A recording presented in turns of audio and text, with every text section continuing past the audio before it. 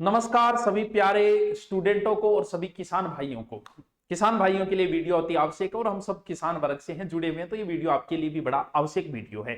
और इस वीडियो को ज्यादा से ज्यादा किसानों तक पहुंचाएं ताकि फायदा, मैंने कहा नहीं कभी शेयर करने, इस वीडियो के लिए आपको कह रहा हूं क्योंकि जरूरी वीडियो है ये। थोड़ा सा ये वर्तमान में हम पशुओं बगैर हम हमारी कल्पना नहीं कर सकते। हमारी दैनिक आवश्यकता दूध दही छाछ सब पशुओं से मिल रही है और वर्तमान में पशुओं के अंदर बहुत भयंकर रोग फैला हुआ है और उस रोग का नाम है लंबी स्किन डिजीज रोग। हो सकता है आपने नाम सुना होगा।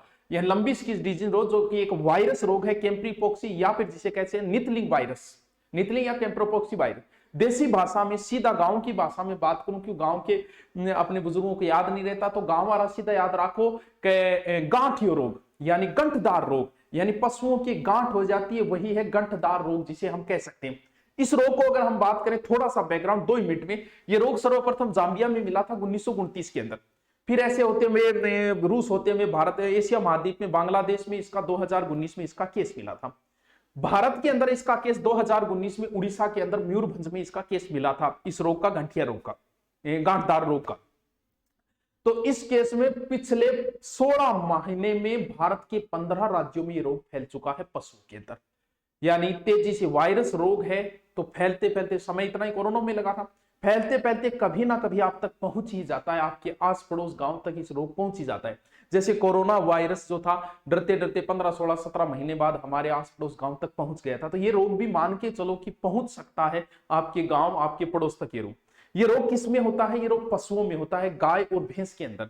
विशेष रूप से ये गायों को प्रभावित कर रही है। भैंसों में भी देखा गया, इतना नहीं है जितना गायों के अंदर है। गायों में ये रोग ज्यादा देखा गया। अब बात यह आती है कि सर लक्षण क्या है। पहले हम देखें कि इस रोग के लक्षण क्या है। जैसे ही इस रोग के संपर्क में कोई पशु आए, सर संपर्क में कैसे आएगा, यानी फैलेगा कैसे, पहले ये देखना है। ये रोग फैलने का एक तो कारण होता है कि पशु दूसरे पशु के रोगी के संपर्क में आ जाए। दूसरा, ये आने के बाद मच्छर है, मक्खी है, इनकी वजह से ये रोग फैलता है। फैलने के बाद कुछ समय लगता है पशु के अंदर इसके लक्षण आने में। सबसे पहले जो लक्षण आएंगे वो गांठ बननी शुरू होगी इससे संबंधित।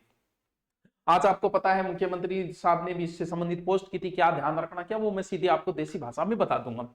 इसमें गांठ बनने शुरू होंगे और पशु के पूरे शरीर के ऊपर गांठ बनेगी, पैरों के अंदर, पूंछ के अंदर भी, माथे के अंदर भी, ऊपर जननांगों के अंदर भी, और अंदर भी बन सकती है, यानी गर्भाशय के अंदर भी गांठें बन सकती है। इससे मुंह के अंदर लार टपकनी शुरू हो जाएगी, उसकी नाक के अंदर भी बन सकती है, आंखों के ऊपर भी बन सकती है, बड़ी बड़ी गांठें बननी शुरू हो जाती है। इससे तुरंत ही पशु बीमार हो जाएगा, यानी बुखार आएगी, उसके बाद में दूध देना कम कर देगा और भी बहुत सारी इफेक्ट पशु के अंदर आने शुरू हो जाते हैं।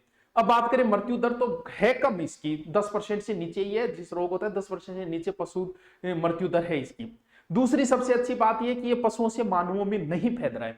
आपके अगर पशु किसी के हो गए तो डरने की जरूरत नहीं है, मानव के अंदर ये रोग नहीं फैल रहा। फिर भी हमें भी सावधानी रखनी चाहिए, लेकिन नहीं फैल रहा है, ये सबसे अच्छी बात है इस रोग की। अब हम बात करते हैं कि इस रोग की पहचान आपको बता दी, गांठें बनेगी बड़ी बड़ी, इसके बाद में वो गांठें बड़ी होगी, फिर कुछ गांठें फूट के घाव हो जाएंगे और घाव के बाद रस्सी टपकनी शुरू हो जाती है, कुछ गांठें झड़ना शुरू हो जाती हैं। अगर इम्यूनिटी अच्छी है और तो पशु धीरे धीरे सही भी हो जाता है, लेकिन पशु में बहुत सारे प्रभावित आएंगे। हो सकता है उसमें जनन क्षमता न रहे, या पशु गर्भाशय गए तो गर्भपात भी पशु का हो सकता है। तो इस प्रकार के कुछ लक्षण, अल्सर भी बन सकता है। अब हम बात करें कि अगर पशु के हो गया तो हम क्या करें सर। पहली बात, वही सावधानियां रखनी पड़ेगी जो कोरोना के अंदर मानव को, क्योंकि एक वायरस रोग है। वायरस रोग कभी समाप्त नहीं होते। जैसे कोरोना एक वायरस रोग है, पोलियो वायरस रोग है, HIV वायरस रोग है, तो रेबीज है, ये रोग जो है वो कभी समाप्त नहीं होते। तो वायरस रोग कभी समाप्त नहीं होता, इनका कभी उपचार भी नहीं आता, इनका बचाव ही इनका उपचार होता है। जब पशु के हो जाए तो हमें डॉक्टर ट्रीटमेंट लेना है, वो डॉक्टर दवाइयां देगा, उनकी हम चर्चा न करके हम देसी इलाजों की चर्चा करेंगे इनके अंदर। जैसे ही पशु के अंदर हुआ, सबसे पहले तो पशु को क्वारंटाइन करो। यानी अगर आपके पास 10 गायें हैं, 10 भैंसे हैं या और पशु है, जिसके हो गया उस पशु को अलग किया जाए, उसका खाने पीने बर्तन सारे ही अलग रखे जाए। दूसरी बात, ये रोग मच्छरों द्वारा या मक्खियों द्वारा फैल रहा है।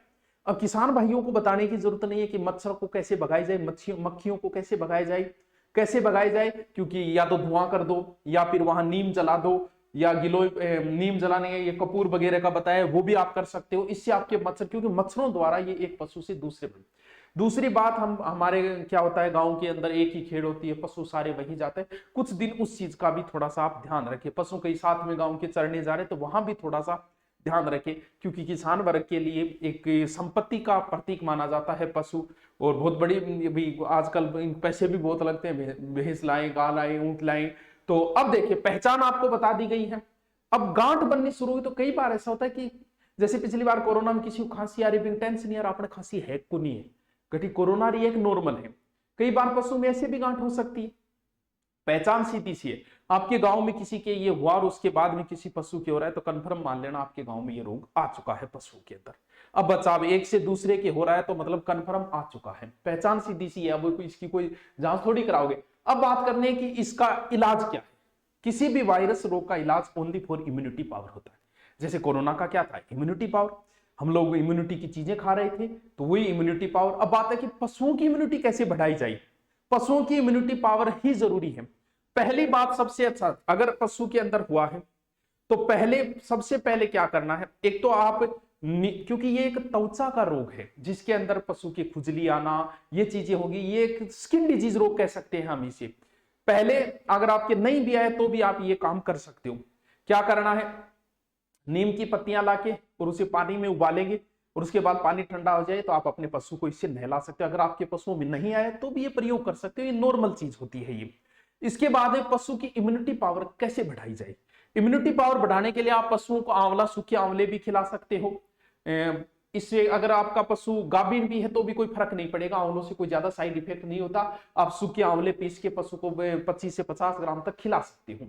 इसके अलावा जो गिलोय होती है, गिलोय की कुछ पत्तियां लाके अपने पशु को खिला सकते हो। इससे भी पशु की क्या बढ़ेगी, इम्यूनिटी पावर आपकी बढ़ेगी।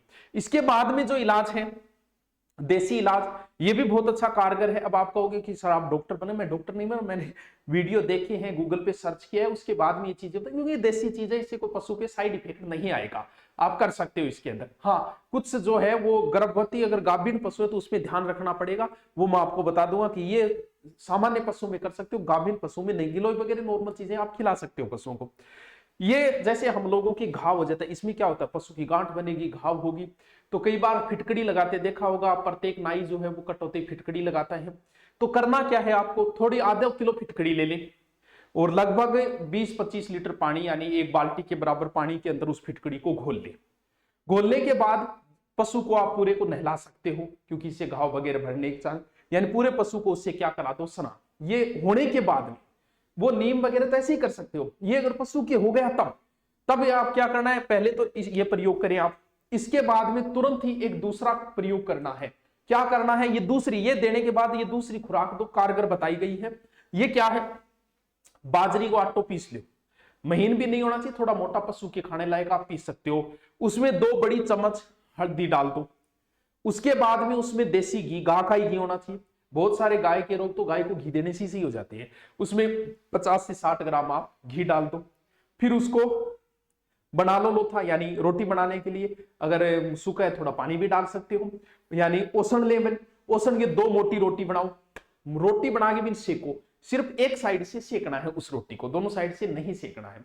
और वो आप अपने पशुओं को खिलाए, इससे इम्यूनिटी पावर बढ़ेगी पशु की और बहुत अच्छा फर्क आना भी नजर आ जाएगा।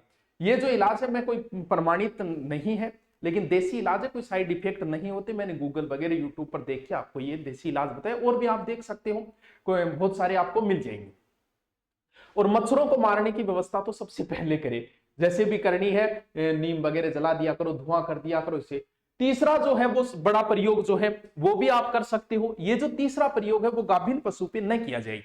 ये क्या करना है, इसके अंदर आपको गिलोय लेनी है लगभग 50 ग्राम, ठीक है।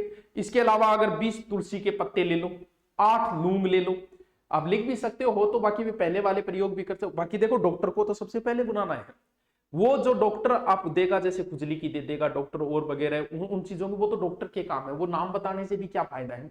यानी थोड़ा सा आप गिलोय ले लो 50 ग्राम, इसके बाद 20 तुलसी के पत्ते मिला लो उसमें, 8 लूंग, 20 काली मिर्च और पिसेड़ी अदरक लगभग 10 ग्राम। जितनी मात्रा बताइए उतनी ही होनी चाहिए, कम ज्यादा नहीं होनी चाहिए। दोबारा देख लेना क्या क्या। फिर 1 लीटर पानी में उसे घोल लो। जब पानी उबालो 1 लीटर पानी में, जब पानी आधा लीटर बचे तब उसमें थोड़ी सी हल्दी मिला दो, ठीक है। 2 चम्मच लगभग। 5 दिन तक ये भी पशु को कर सकते हो, लेकिन गाभिन पशु के अंदर ये न करें। ये एक रोग है, अगर आ जाए तो कोई ज्यादा डरने की जरूरत नहीं है। अगर अच्छा इम्यूनिटी पावर है तो पशु धीरे धीरे सही हो जाए, लेकिन पशु की बहुत बड़ा नुकसान हो जाता है, बीमार हो जाता है, कमजोर हो जाता है दूध, और बाकी पशु मानवों में नहीं फैलता है, लेकिन ये बहुत बड़े स्तर पर फैल चुका है राजस्थान के अंदर। तो इसे थोड़ा सा ध्यान रखें, बचाव ही उपचार है। Okay, thank you. कैसा लगा आपको वीडियो ये भी जरूर बताएं, और किसान भाइयों तक इस वीडियो को भी पहुंचाएं। ओके।